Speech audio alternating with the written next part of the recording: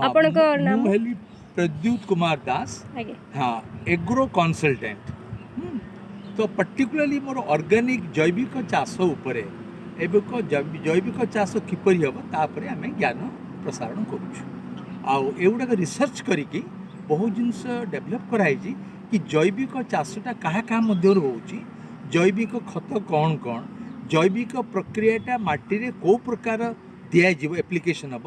और तार फलाफल केमती रर्तमान आम जमी रासायनिक खत दे आमर गोटे प्रकार विषक्तिकरण होती जदि आम अधिका डोज व्यवहार न करूँ ताहले आमर आमर अमल कम हो तेणु बर्तमान गोटे माने केमिकल ट्रिटमेंट होता जमी की आपको करें कम से कम 2 वर्ष 2.5 वर्ष लगुच आस्ते आस्ते आस्ते आस्ते जमीर उर्वर शक्ति जैविक देकी बढ़ी पार्छ तो जैविक जिनस सबुठ सुविधार आमर होर्तमान जो गोशाला अच्छे जो मैंने गाई रखुच्च जो गोमूत्र को आ गोबर को आम पकई दौचु खत करुचु खत हम गोमूत्र सांगे खत गोटे हो पार बर्तमान गोमूत्र सांगे गोटे आमर हूँ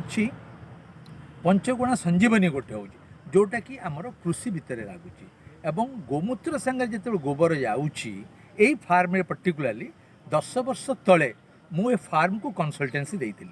तो जी गोबर आमर एठू बाहर फार्म रू से गोबर पानी आकार मुझे एडभाइस करी पानी आकार जमी भितर को जीव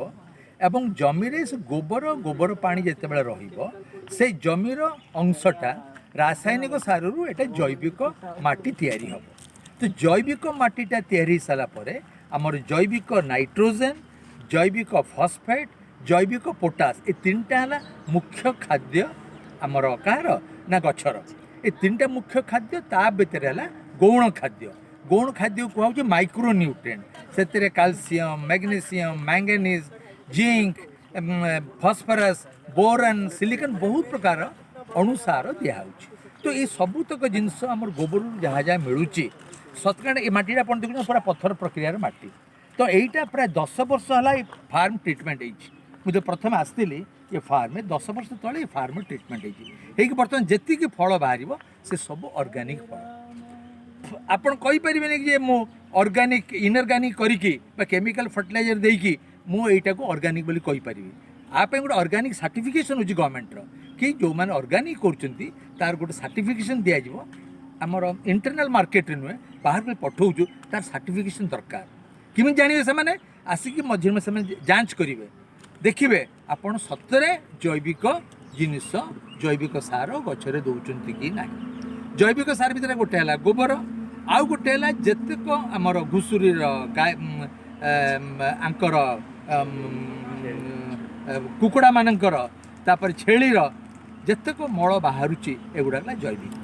तापर आमर जितेक पीड़िया बाहर करंज पीड़िया निम पीड़िया बादाम पीड़िया सोरिष पीड़िया टिल पीड़िया ये सबुगुड़ा जैविक ता छड़ा माछ गुंड हाड़ गुंड ये